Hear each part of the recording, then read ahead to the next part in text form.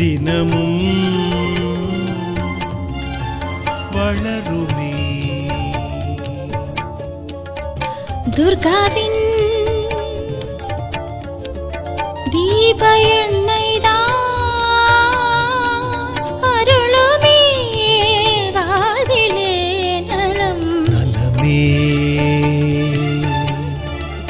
வாழ்விலே தினமும் வளருமே.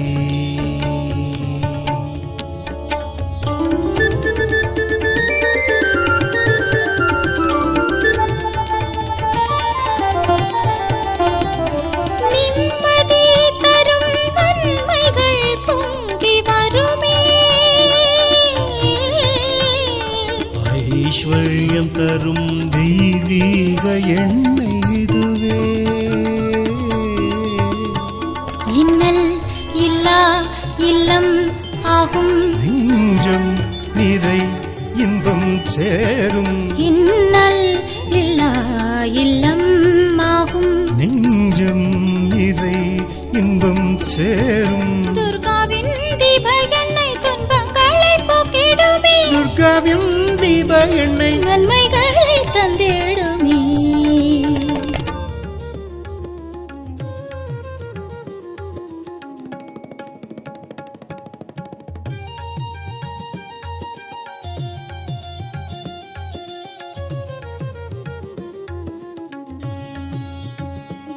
காசி அப்படின்னு சொன்னாலே கங்கையின் புனித நீராடல், அதை வந்து தவிர்க்கவே முடியாது. காசினாலே கங்கை புனித நீராடல்.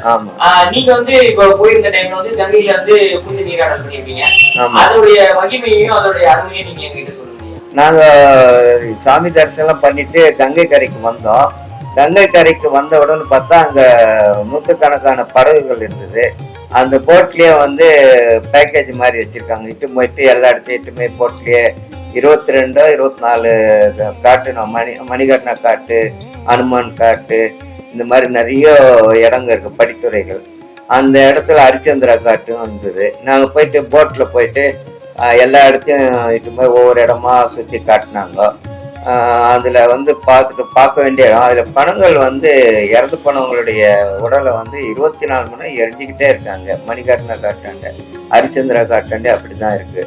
அதுல என்ன அங்கன்னு கேட்டேன் போட்டுக்கார, இங்க வந்து இறந்துட்டாங்கன்னா அவங்களுக்கு வந்து நேரடியாவே மோட்சத்துக்கு போயிடுவாங்க, அவங்களுக்கு எந்த ஒரு இதுவும் கிடையாது, காசில இறந்தா முக்தி அடைவாங்கன்னு சொன்னாங்க. அதை பார்க்கறதுக்கு ரொம்ப எங்களுக்கு மனசு நெருடலா இருந்தது. அதெல்லாம் பார்த்துட்டு போட்ல போயிட்டு அப்புறம் கங்கை தண்ணி எடுக்கணுன்ட்டு நாங்களே அதை வந்து ஒரு கேன் எடுத்துட்டு போய் அதை கங்கை தண்ணியில எடுத்துட்டு வந்தோம். அதுக்கப்புறம் கொஞ்ச நேரம் பார்த்து கங்கை ஆரத்தி வச்சாங்க. கங்கை ஆரத்தியில என்னன்னு கேட்டீங்கன்னா நிறைய 1 லட்சம் பேருக்கு மேல சுத்தி நிக்கிறாங்க. அதுல வந்து கங்கைக்கு பாட்டு பாடின்னு அவ்வளோ அருமையா இருந்தது. அந்த இடத்துல பார்க்க சொல்ல நம்ம ஒரு கடற்கரையில கங்கை கரையை ஓரத்துல இருக்கோன்றதே நமக்கு அந்த ஃபீலிங்கே வரல. தீபார்த்தனை காட்டுறாங்க, பாட்டு பாடுறாங்க, ஜனங்களும் கைத்தட்டின்னு பாடிட்டு ஒரு சொர்க்க பூமி மாதிரி இருக்காங்க பார்க்கறதுக்கு. அது ரொம்ப நம்மளுக்கு புல்லரிக்குது அதை நினைச்சு பார்க்க சொல்லக்கூடும். கண்டிப்பா நீங்கெல்லாம் வந்து அது வாழ்க்கை ஒரு முறையாவது அதெல்லாம் நீங்க போய் நேரடியாக பார்த்து அந்த அனுபவத்தை பண்ணி ரசிக்கணும்ன்ட்டு அனுபவிக்கணும்ன்ட்டு என்னோட மனமார்ந்த ஆசை. அது உங்ககிட்ட பகிர்ந்துக்கிட்டு நான் தெரியப்படுகிறேன். ஐயா, நீங்க அந்த புனித நீராடலை பத்தி பேசும்போதே நாங்க அங்க போன ஒரு மோட்சம் எங்களுக்கு கிடைக்குது. நீங்க பேசும்போது வாராகி அம்மன் அந்த மாதிரி அந்த அம்மனை பத்தி சொல்லியிருந்தீங்க. இப்ப ரீசெண்டா கூட நம்ம நிறைய இதுல வந்து இந்த வாராகி அம்மன் வந்து சில இடத்துல அந்த தண்ணி எல்லாம் வந்து குடிக்கிறாங்க அப்படின்ற மாதிரியான ட்ரெண்டிங்கான வீடியோஸ் தான் நாங்க பார்த்திருந்தோம். உங்களோட அனுபவத்துல நீங்க வாராகி அம்மனை எப்படி அணுகுனீங்க, எப்படி நீங்க பாத்தீங்கன்றத சொல்ல முடியும்? அங்க காசியில எப்படின்னு கேட்டீங்கன்னா குறுகலான தெருவுகள் தான் இருக்கு. அகலமா இருக்க மொத்தத்துல ஒரு 8 அடி அகலத்துல தான் இருக்கு. 2 பக்கமும் வீடுகள் கடைங்கள்லாம் இருக்கு. அந்த பகுதியில போனா ஒரு பிராமினுடைய வீட்டுல வந்து ஒரு 100-150 வருஷமா அந்த வீட்டுல வந்து தலைமுறையா அங்க வந்து வழிபாடு நடந்துட்டு இருக்கு. அங்க என்னன்னு கேட்டீங்கன்னா வாராகி வழிபாடுனாங்க. அந்த வாராகி வழிபாடை பத்தி நான் என்னன்னு கேட்க சொல்ல கைடு இட்டுமாய் காட்ட சொல்ல என்ன சொன்னாரு, இந்த வீட்டுல வந்து சுயம்பா வந்து அந்த வாராகி வந்திருக்கு. உலகத்திலேயே வந்து வாராகி வந்து இங்க மட்டும்தான் இருக்கு. வேற காசியில தேர்தத்துல மட்டும்தான் இருக்கு, வேற எங்கேயும் கிடையாது. அதனால வந்து நீங்க அவசியமா இதை தரிசிக்கணும்னு சொல்லி சொன்னாங்க.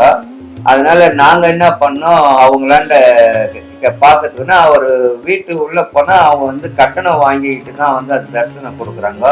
இலவசமாலாம் அலோடு பண்ணல.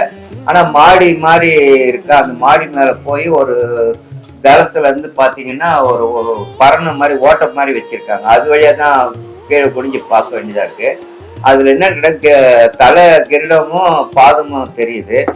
10 அடி உயரத்துல இருக்கு. ஆனா அது வந்து பார்க்க சொல்லி ரொம்ப ஆக்ரோஷமா இருக்கு அந்த சாமியை பார்க்க சொல்லி. அந்த வராகி வந்து அந்த வீட்டுல வந்து மாடியில தான் வச்சு பாக்குற மாதிரி வச்சிருக்காங்க. ஆனா கட்டணம் வசூல் பண்ணி தான் வாடகை பாக்குற மாதிரி இருக்கு. அவங்க ஒரு ஆளுக்கு வந்து 200 ரூபாய் 300 ரூபான்னு வசூல் பண்றாங்க. ஆனா அது நாம இன்னத்துக்கு எதுக்கு வாங்குறாங்கன்னு பார்த்தா, மாடியில இருந்து ஒரு பலகை மாதிரி வச்சிருக்காங்க அந்த ரூப்ல. அதை திறந்து பார்த்தா காட்டுறாங்க. 10 அடி உயரத்துல இருக்கு, சுயம்பா வந்திருக்கு வாராகி. பார்க்கறதுக்கு பிரமிப்பா இருக்கு. மேல தலையில கிரீடமும் பாதமும் தான் தெரியுது, முகம்லாம் தெரியுது. ஆனா அவங்க என்ன சொல்றாங்க, இது வந்து 10 வயசுக்குள்ள இருக்கிற சிறுமி தான் வந்து தொட்டு பூஜை பண்ணா, அப்படி இல்லைன்னா அந்த குடும்பத்துல வழி வழியா வந்த வயதானவர்கள் தான் அந்த அம்மாவுக்கு தொட்டு பூஜை பண்ற மாதிரி இருக்குன்னு சொன்னாங்க. நாங்க போய் ரொம்ப நேரம் நான் நின்று கிட்ட இருந்து எனக்கு தெரிஞ்ச சில ஸ்லோகங்கள்லாம் படிச்சு, மந்திரங்கள்லாம் வாராகி மந்திரம்லாம் படிச்சுட்டு அங்க நின்று எனக்கு சொல்ல, கியூவில் வந்து என் மனைவி வந்தாங்க. நான் என்ன மட்டும் அந்த சைடு வழியா விட்டுட்டாங்க. நாங்க என் மனைவி வந்தோடனே நாங்கள் 2 பேர் சேர்ந்து கும்பிட்டு வர சொல்ல, அவங்க என்ன பண்ணாங்க, வளையல், ஜாக்கெட்டு, குங்குமம் எல்லாத்தையும் எங்களுக்குள்ள கொடுத்தாங்க. நீங்க வந்து ரொம்ப எடுத்துட்டு போங்க, பத்திரமா வச்சுக்கோங்க அப்படின்னு சொன்னாங்க. இந்த இது வந்து பிரசாதத்தை வந்து தீட்டு எதுவும் படாத அளவுக்கு அவங்க சுத்தபத்தமா வச்சுக்கோங்க. இது வந்து யாருக்கும் கொடுக்கல, வளையலாம் பத்திரமா வச்சு நீங்க பாதுகாத்து வைங்க. உங்க கூடவே வர எப்போ துணையா இருப்பாங்கன்னு அவங்க சொன்னாங்க. அது ரொம்ப மன நிறைவா இருந்தது எனக்கும் என் மனைவிக்கும். வேற யாருக்கும் அந்த இது கிடைக்கல, எங்களுக்கு மட்டும்தான் அது கிடைச்சது. சில வளையல்கள் நாங்கள் கூட வந்தவங்களுக்கு நாங்கள் கொடுத்தோம். ஏன்னா நம்ம கூட வந்து நம்மளை வழி நடத்தி இட்டுட்டு போறாங்களே, அவங்களுக்கும் நம்ம கொடுக்கணும்ட்டு அந்த பிரசத்திலிருந்து எடுத்து எங்களுக்கு சொந்தக்காரங்களுக்கெல்லாம் கொடுத்தோம். அவங்களுக்கும் ரொம்ப மகிழ்ச்சி ஆயிடுச்சு. அதெல்லாம் நாங்கள் பார்த்துட்டு நாங்கள் திரும்பி ரூமுக்கு வந்தோம். அங்கே அது பார்த்ததுக்கப்புறம் பக்கத்துலேயே வந்து காசி விசாலாட்சி கோயில் இருக்கு. அந்த விசாலாட்சி அம்மன் போய் பார்க்க சொல்ல, விசாலாட்சி அம்மனுடைய வந்து நாட்டுக்கோடை செட்டியாருங்க மண்டபத்தில் தான் வச்சு அதை வழிபாடு பண்ணுறோம், காலகாலமாக வழிபாடு பண்ணுறாங்க. அந்த விசாலாட்சிக்கு பின்னாடி வந்து என்னன்னு பார்த்தா சுயம்பா அங்கே ஒரு அம்மன் இருக்கு. அது சின்னதாக இருக்கு, சொன்னாதான் நம்ம உன்னிப்பாக கவனித்து பார்க்க முடியுது. இல்லைன்னா முன்ன இருக்கிற விசாலாட்சி அம்மா தான் தெரியுது.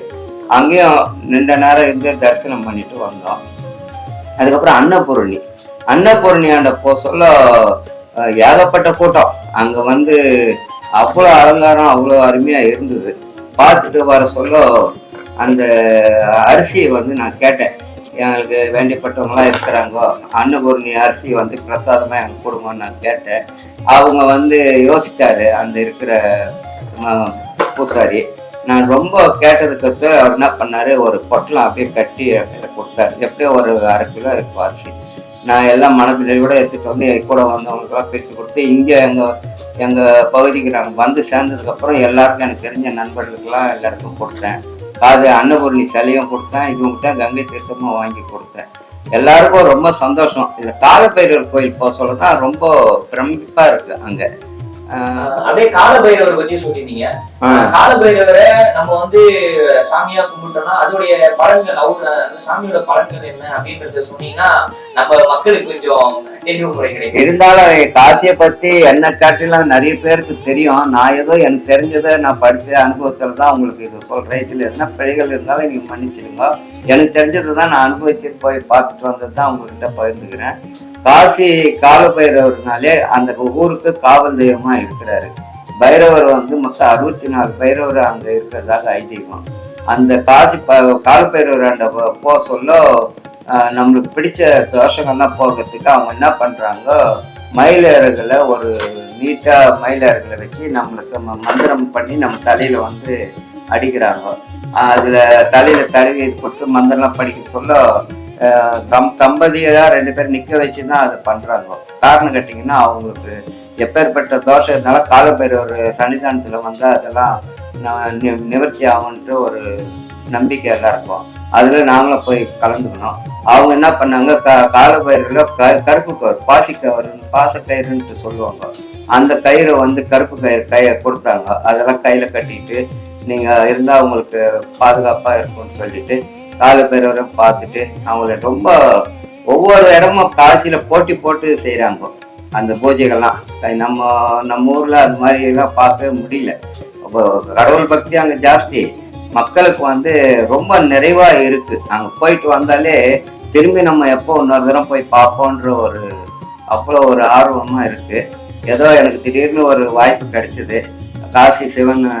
காசி விஸ்வநாதர் வந்து நீங்க வாங்க குடும்பத்தோட வாங்கன்னு சொல்லிட்டு நான் பிற்காலத்துல ஒரு வாய்ப்பு கிடைச்சுன்னா என்னுடைய குடும்பத்தாரெல்லாம் இட்டுக்கிட்டு ஒரு வாரம் அங்க இருந்து எல்லா இதுவும் பார்த்துட்டு வரணும்னு ஒரு ஆர்வம் இருக்கு. கடவுள் வாய்ப்பு கொடுப்பாரா என்னன்னு தெரியல.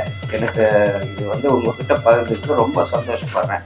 இது வந்து என்னுடைய காசி யாத்திரையுடைய பகுதி. ஐயா, அன்னபூரணினாலே அன்னம் வளர்க்குறவங்க அன்னபூரணி சொல்லுவோம். அன்னபூரணினாலே உணவு சம்பந்தப்பட்ட ஒரு விஷயங்களா வருது. இப்ப நம்ம உணவுக்கும் அந்த நீங்க காசியில சாப்பிட்ட உணவுக்கும் என்ன வித்தியாசம்? அது உங்களுக்கு என்ன எப்படி இருந்துச்சு? அது உணவுன்றதோட அன்னபூரணிகளுடைய வரலாறு என்னன்னு கேட்டீங்கன்னா, சிவன் வந்து பிரம்மஹத்தி தோஷத்துல பாதிக்கப்பட்டாரு. அவருக்கு வந்து கையில வந்து அந்த திருவோடு மாதிரி மண்டவோடுனுடைய இது கையில ஓட்டுங்க பிரம்மஹத்தி தோஷம் ஆயிடுது. அவர் வந்து அம்மா பிச்சை எடுத்து சாப்பிட்ற நிலைமைக்கு ஆரம்பினா காசி விசாலாட்சிமா என்ன பண்றாங்க, அவங்க என்ன பண்றாங்க, கூப்பிட்டு அன்னம் இடுறாங்க. அது அன்னம் இட்ட உடனே அந்த கையில ஒட்டியிருந்த அந்த ஓடெல்லாம் மறைஞ்சு போகுது. அவருக்கு பிரம்ம தோஷம்லாம் மறைஞ்சு போகுது.